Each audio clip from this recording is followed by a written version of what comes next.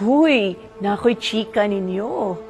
Kahapon, gipadalhan kong supina.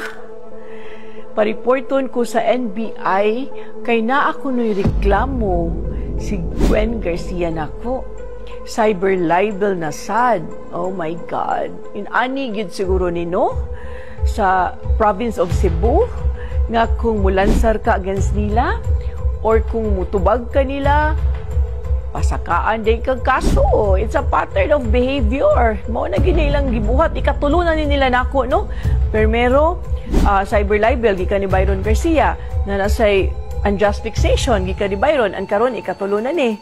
Siya na gyud mismo ang ni-file. Cyber libel, Gwen? Unsa may akong nasulti?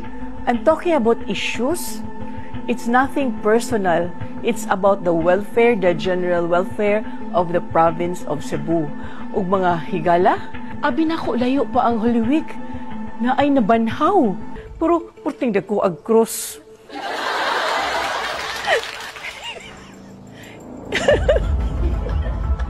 Anyway, grabe yun. As in, katawa na lang taani. Kay abi nila na-stress ko, but actually, I'm having fun. Murag nasakitan na yun.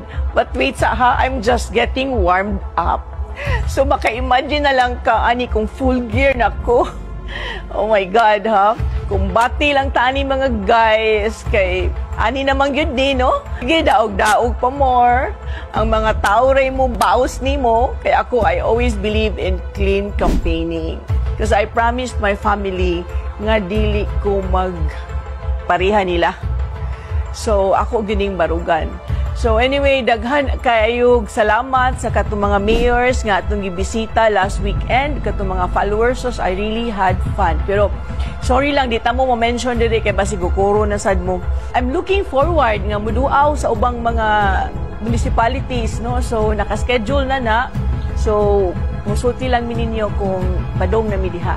Sige, daog-daog pa more kay matabo ani, madaog jud ko. Sa una, gitawag kong pampam. Paglansar na ko, gitawag kong huyo.